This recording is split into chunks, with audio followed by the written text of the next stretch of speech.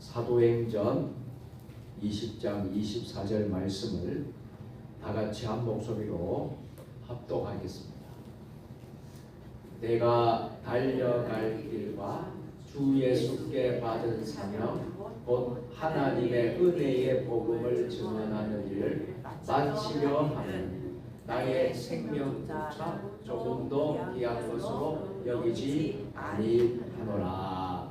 아멘. 다시 한 번 더 우리 같이 읽겠습니다. 시작. 내가 달려갈 길과 주 예수께 받은 사명 곧 하나님의 은혜의 복음을 증언하는 일을 마치려 하면은 나의 생명조차 조금도 귀한 것으로 여기지 아니하노라. 아멘. 오늘은 21일 특세 4일차 복음을 위해 의술과 생명을 바친 장로 박관준 장로님에 대해서 묵상하고 또 우리 은혜 받고 기도하는 시간을 갖도록 하겠습니다. 교재 22쪽을 보시면 되겠습니다. 교재 22쪽부터 25쪽까지 참고해 주시면 되겠습니다. 먼저 준비한 영상을 다 같이 보도록 하겠습니다.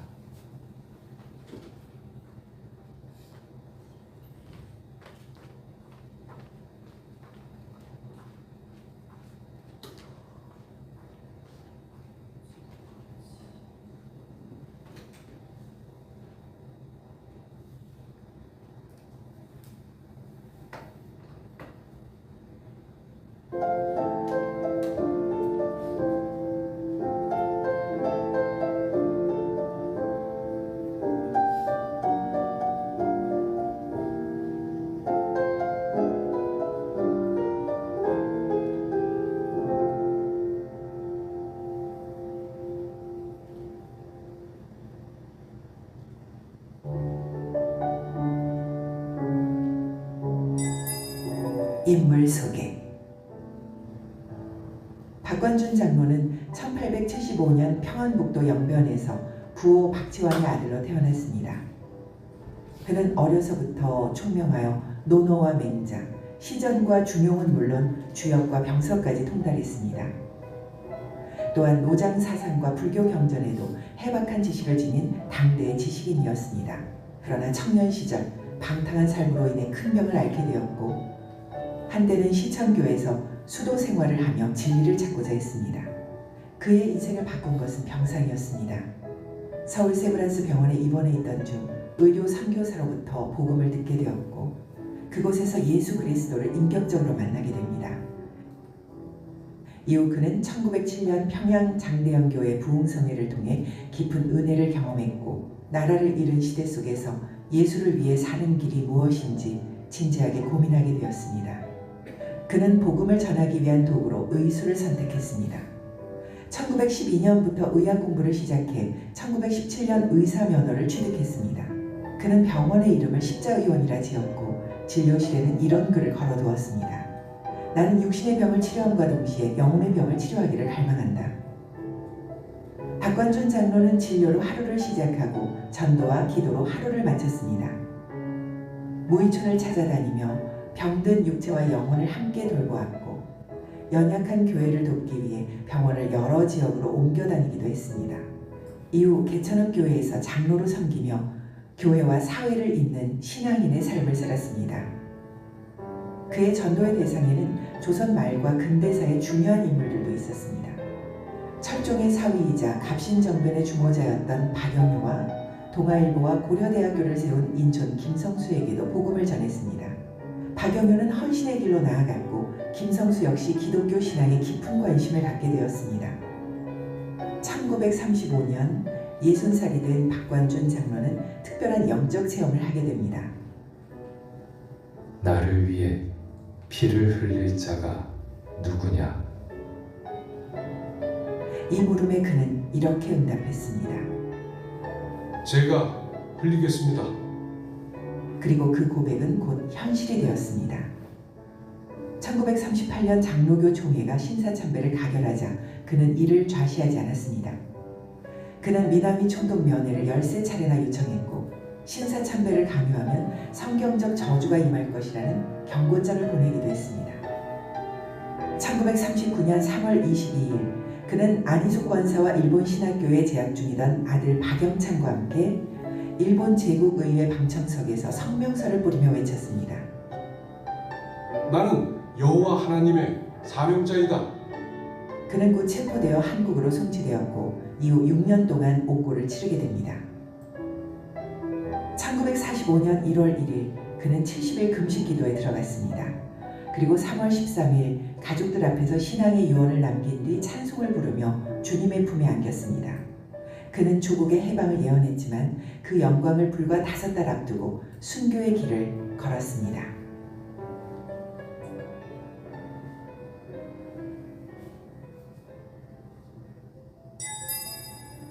묵상.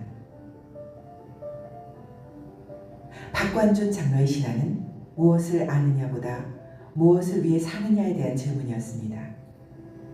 그는 아는 것이 많은 사람이었습니다. 그러나 그는 지식을 자신의 정체성으로 삼지 않았습니다. 지식을 내려놓고 복음 앞에 무릎 꿇은 사람이었습니다. 많은 사람들은 신앙과 삶을 분리합니다. 믿음은 마음속에 두고 삶은 현실의 논리로 판단합니다. 그러나 박관준 장로에게 신앙은 삶과 분리될 수 없는 중심이었습니다. 그는 의사가 되었지만 의술을 단순한 직업으로 사용하지 않았습니다. 의술은 복음을 전하기 위한 도구였고 그의 병원은 하나님 나라를 드러내는 자리였습니다. 그의 삶에서 인상적인 것은 방향의 일관성이었습니다. 그는 한 번의 극적인 결단으로 끝난 사람이 아니었습니다. 병원을 옮기고 무의촌을 찾고 연약한 교회를 돕는 모든 선택에는 한 가지 기준이 있었습니다. 이 선택의 복음을 드러내는가? 신사참배를 거부한 그의 행동 역시 분노나 고집에서 나온 것이 아니었습니다. 그것은 신앙의 질서에 대한 문제였습니다. 그는 국가 권력을 두려워하기보다 하나님 앞에서의 책임을 더 무겁게 여겼습니다. 그래서 그는 타협하지 않았습니다. 침묵하지도 않았습니다. 그에게 신앙은 마음속에만 안전하게 보관할 수 있는 것이 아니었기 때문입니다. 오늘 우리는 얼마나 많은 것을 알고 있지만 얼마나 적게 결단하며 살아가고 있을까요? 박관준 장로의 삶은 우리에게 묻습니다. 우리는 믿음을 편리한 신념으로 가지고 있는가? 아니면 삶을 내어놓는 사명으로 붙들고 있는가?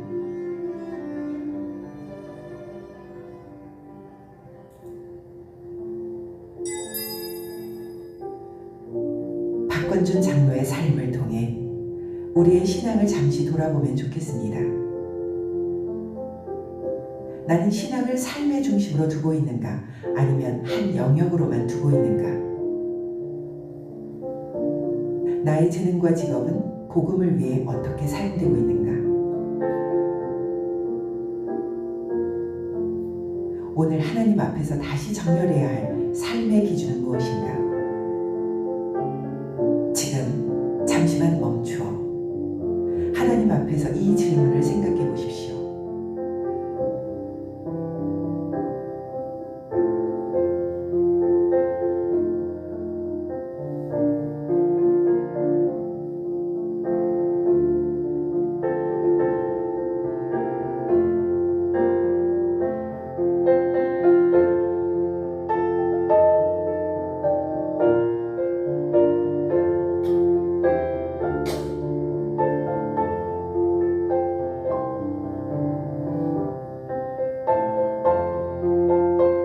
박관준 장로는 믿음을 생각으로만 간직하지 않았습니다.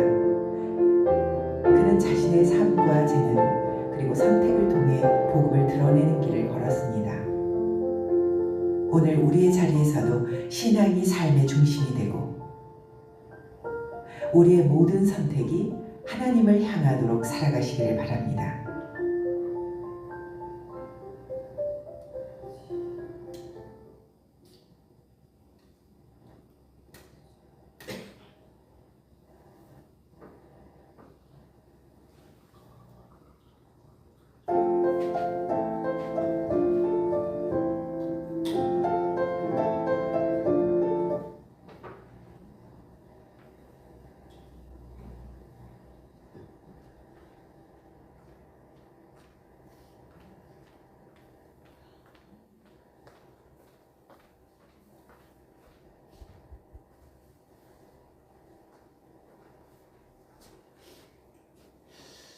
복음을 위해 의술과 생명을 바쳤던 박간준 장로님의 삶을 통해서 우리가 사순절 21일 특세 4일차 우리 하나님 앞에서 십자가 앞에서 우리가 묵상하면서 우리가 삶과 신앙과 삶은 분리될 수 없다. 믿음과 우리가 세상 속에서 사는 것이 결코 따로 뗄 수가 없는, 분리될 수 없다라는 거 우리가 오늘 깊이 묵상을 하게 됩니다.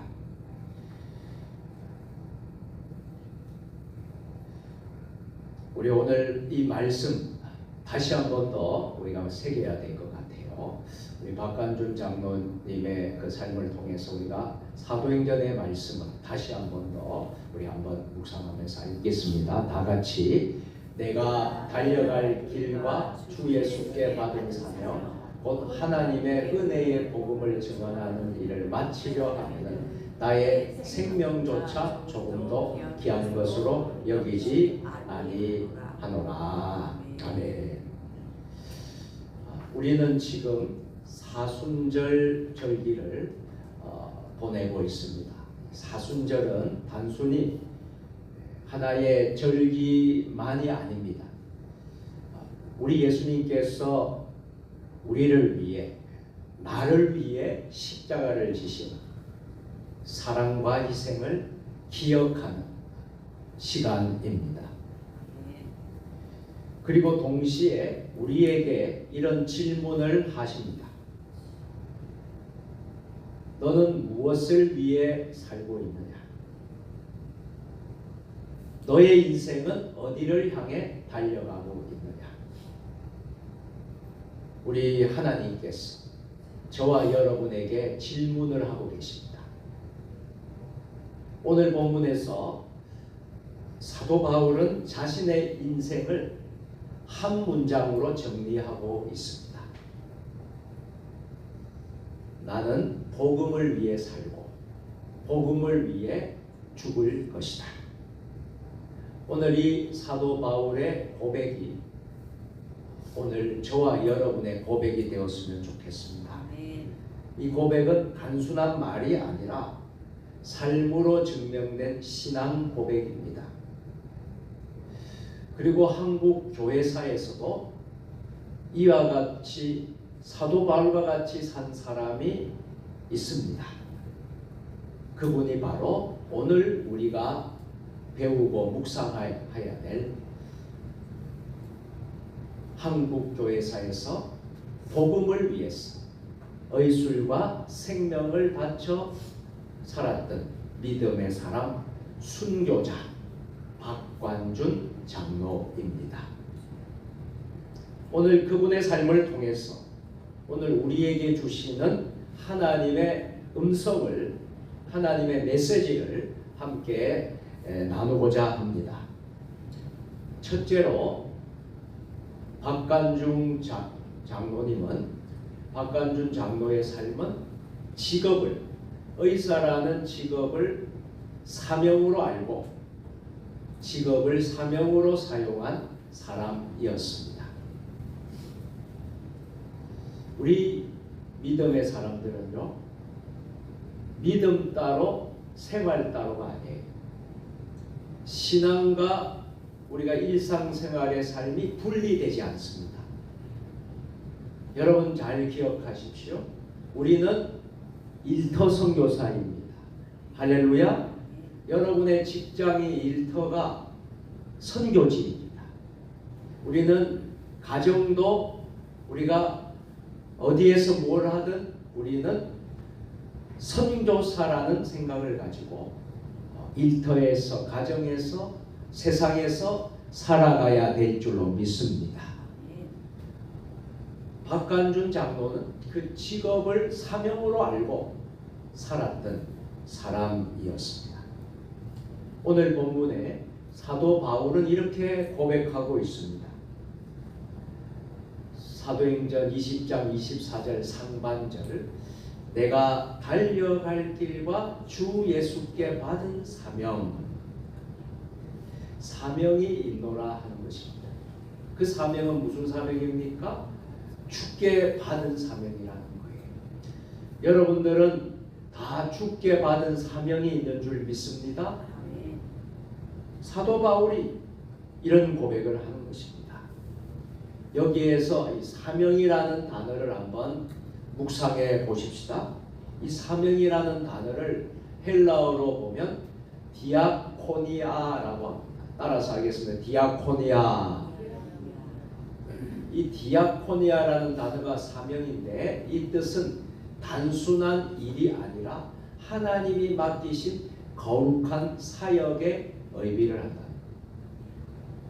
여러분들이 직장의 일터에서 일하는 것이 디아코니아입니다. 여러분이 주부로 일을 하고 하는 것이 디아코니아입니다. 여러분이 목장에서 축사에서 또 농사를 지으면서 하는 일이 디아코니아 사명이라는 거예요. 그 사명은 어떤 사명이에요? 단순한 일을 하는 것이 아니라 여러분들이 하나님이 맡기신 거룩한 사역을 한다라고 하셔야 된다는 거예요. 사도 바울에게 인생은 자기가 선택한 길이 아니라 하나님이 맡기신 사명이었다라는 것입니다. 오늘 우리가 본문에서 사도 바울이 고백한 것을 우리가 배우면서 오늘 21일 특세 4일차 박간준 장로의 삶 역시 사도 바울과 같이 자신의 직업을 그렇게 이해했다라는 거예요. 사명으로 이해했다. 디아코니아로 이해했다. 그는 의사였습니다. 당시나 지금이나 의사는 어떻습니까? 매우 안정적인 직장이고 존경받는 직업입니다. 많은 돈을 벌 수도 있는 직업입니다. 그러나 그는 의술을 결코 돈을 위한 도구로 사용하지 않았습니다. 그는 말했습니다. 의술은 하나님이 사람을 살리라고 맡기신 도구이다. 우리 같이 한번 화면을 보고 같이 읽겠습니다. 시작. 의술은 하나님이 사람을 살리라고 맡기신 도구입니다. 그래서 그는 가난한 환자들을 돈도 받지 않고 무료로 치료해 주었습니다. 당시 많은 가난한 사람들이 있었어요. 아파도 병원에 갈 돈이 없었습니다. 그러나 박간준 장로는 그들을 외면하지 않았습니다. 그는 이렇게 말했습니다. 의사는 병든 사람을 위해 존재합니다. 어느 날 가난한 환자가 찾아왔답니다. 돈 걱정하지 마십시오. 하나님께서 치료비를 내십니다. 그리고 가난한 사람을 치료해 주었다고 합니다. 그러면서 그는 복음을 전했습니다. 우리 같이 한번 화면을 보고 읽겠습니다. 시작. 예수님은 몸의 병뿐 아니라 영혼의 병도 고치십니다. 아멘. 사랑하는 성도 여러분, 우리의 직업은 단순한 생계 수단이 되어서는 안 됩니다. 어떤 이는 사업을 하는 사람이 있을 거고, 또 어떤 이는 직장 생활하고 공무원으로, 또 교사로 각양각색의 직업들이 우리에게 주어집니다. 일을 한다는 것은 단순히 생계를 위한 수단으로 우리 그리스도인들은 여겨서는 안 돼요. 한번 따라서 합시다. 나는 일터 선교사입니다. 아멘. 여러분들이 세상에서 하는 모든 일은 선교적 삶을 가지고 살아야 돼요. 단순히 먹고 살기 위해서, 생계를 위해서 하는 직장이 되어서는 안 됩니다. 오늘 박관준 장로는 자신이 의사였습니다.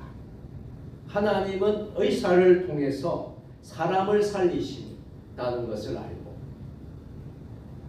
아픈 연약한 사람들의 몸의 병뿐만 아니라 영혼의 병도 고쳐주시는 그 사명을 받았음을 믿고 박관준 장로는 의술을 통해서 생명을 바치며 복음을 전한 줄로 믿으시기를 바랍니다. 교사는 다음 세대를 세우고 또 사업가를 통해서 선교를 돕게 하고 직장인들을 통해서 세상 속에서 빛을 비추게 하는 것입니다. 이것이 바로 사명이에요. 디아코니아라고 하는 것입니다. 직업은 사명이다. 직업은 사명입니다. 오늘 우리가 사순절 21일 특세 4일차 새벽 시간에 하나님은 저와 여러분에게 묻고 계십니다. 너의 직업은 사명이냐? 단순한 생계냐?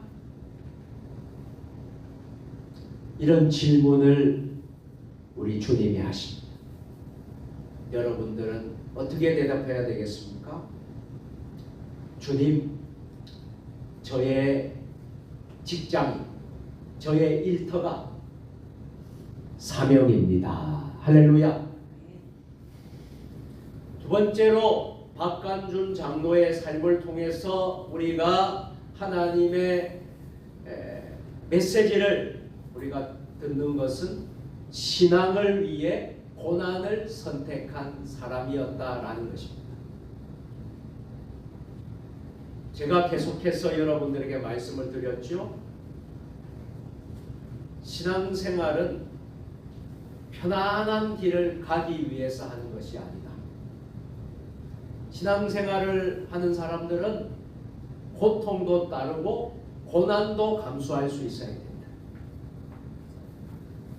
왜요? 주님의 십자가를 지고 나도 따라가기 때문이죠. 예수 믿는 사람들은 때로는 주님 때문에 고난도 당하고 불편도 감수하고 그것을 이겨내는 사람. 박관준 장로님 신앙을 위해 고난을 선택했던 사람이었기에 참으로 귀한 우리에게 교훈을 주고 있는 것입니다. 사도 바울은 오늘 본문에서 계속해서 말씀을 하고 있습니다. 사도행전 20장 24절 중반절 우리 다 같이 하나님의 은혜의 복음을 증언하는 일을 마치려 하면은 아멘. 여기서 증언하는 증언하다라는 단어를 살펴보겠습니다. 헬라어로 증언하다라는 말은 마르티레오라는 말입니다. 한번 따라서 합니다. 마르티레오. 마르티레오라는 단어는 순교자라는 말에서 나왔다라는 거예요. 증언하다라는 것은 순교자, 마터라는 말에서 나온 말이라는 거예요. 그러니까 얼마나 증언하는 것이 귀하고 값진 것입니까? 즉 복음을 증언하다, 복음을 증언한다라는 것은 단순히 말을 전하는 것이 아니에요. 고난 속에서도 믿음을 지키는 것입니다. 왜요? 순교자라는 의미가 증언하다라는 말에 담겨 있기 때문입니다.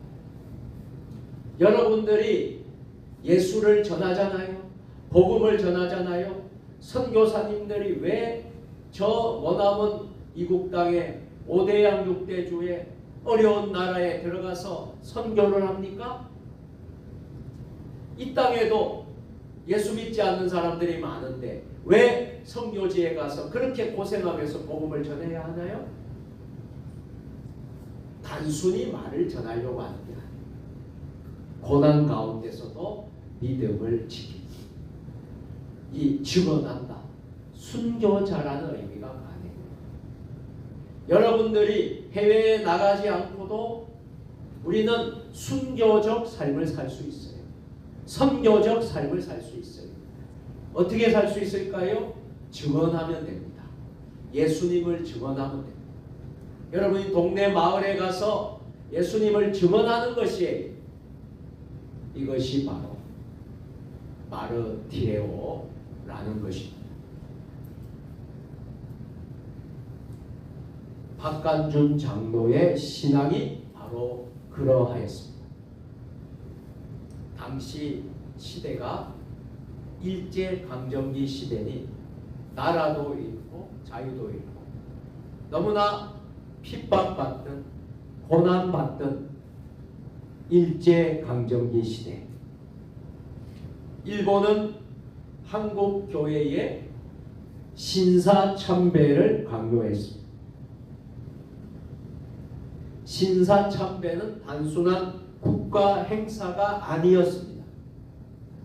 일본의 신에게, 천황에게 절하는 우상숭배였습니다. 많은 사람들이 두려워했습니다. 왜냐하면 거부하면 직장을 잃게 됩니다. 직장을 잃을 뿐만 아니라 감옥에 가게 됩니다. 또 심한 고문을 당합니다. 심지어 죽을 수도 있었기 때문입니다. 그러나 박간준 장로는 분명히 당당하게 말했습니다. 우리 화면을 보고 다 같이 읽겠습니다. 시작. 나는 하나님 외에 다른 신에게 절할 수 없습니다. 아멘. 결국 그는 일본 경찰에게 체포되었습니다. 감옥에 갇혔습니다. 심한 고문을 당했습니다. 그러나 그는 끝까지 신앙을 포기했나요? 포기하지 않았어요. 감옥에서도 그는 이렇게 말했습니다. 우리 다 같이 시작. 나는 의사이기 전에 예수님의 제자입니다. 사랑하는 성도 여러분, 참된 믿음은 편안할 때 드러나지 않습니다. 누가 신앙생활을 진실하게 하고 있느냐? 신앙생활을 누가 하나님 앞에서 잘 감당하고 있느냐라는 것은 평안할 때 드러나지 않습니다. 고난이 있을 때에 고난 속에서 드러납니다. 저분이 정말 믿음이 좋고 신앙이 있는 사람이냐 없느냐 사람은 고난 속에서 드러난다. 여러분 다니엘서의 다니엘을 보십시오. 다니엘이 그 어려운 가운데 속에서 사자굴 앞에서도 믿음을 지킨 사람입니다. 다니엘의 세 친구 보십시오. 사드락과 메삭과 아벳느고는 풀무불, 극렬히 타는 풀무불 앞에서도 믿음을 지켰습니다. 오늘 우리가 보는 박간준 장로, 심한 모진 고문 속에서도 감옥 안에서도 믿음을 지켰습니다. 오늘 우리는 어떤 신앙을 가지고 있습니까? 여러분들은 지금 어떤 믿음을 가지고 있습니까? 마지막 세 번째로 박간준 장로의 삶은 복음을 위해 생명까지, 목숨까지 드린 사람이었습니다. 오늘 본문 마지막은 이렇게 말씀을 합니다. 사도행전 20장 24절 하반절, 우리 다 같이 나의 생명조차 조금도 귀한 것으로 여기지 아니하노라. 아멘. 여기서 이 생명이라는 단어를 묵상하게 됩니다. 이 생명이라는 단어는 푸시케라고 하는 헬라어 단어입니다. 한번 따라서 합니다. 푸시케. 생명의 뜻은 단순한 목숨이 아니라는 거예요. 인생 전체를 의미하는 의미가 바로 생명이라. 사도 바울은 인생 전체를, 목숨을, 생명을 다 바쳐서 주님을 위하여 목숨도 조금도 귀한 것으로 여기지 아니하였다라고 고백하고 있습니다. 복음을 위해서라면 내 인생 전체를 드리겠습니다. 여러분은 어떻습니까? 여러분들은 이 복음을 위해서 여러분의 인생 전체를 주님께 드리고 있습니까? 복음을 위하여 여러분들은 우리 주님의 십자가를 위하여 내 삶을 드리고 있습니까? 오늘 우리가 본받는 박간준 장로는 이 믿음으로, 신앙으로 살았다라는 거예요. 감옥에서도 그 혹독한 고문을 받았습니다. 몸이 크게 망가졌습니다. 건강이 회복되지 않았습니다. 결국 그는 믿음을 지킨 채 생명을 잃게 됐는데, 불과 광복절 1945년 8.15 해방을 5개월 앞둔 5개월 후에는 나라가 해방이 되는데, 그 해방을 보지 못한 채 생명을 잃게 됩니다. 그러나 그의 삶은 끝난 것이 없을까요? 결코 끝나지 않았습니다. 그의 신앙은 많은 사람들에게, 많은 성도들에게 용기를 주었습니다. 한국 교회의 신앙의 유산이 되었습니다. 특별히 오늘 우리가 배우고 있는 박간준 장로는 목회자가 아니에요. 목사가 아니에요. 장로입니다. 평신도입니다. 정말 후대의 신앙인들에게 큰 도전이 되었어요.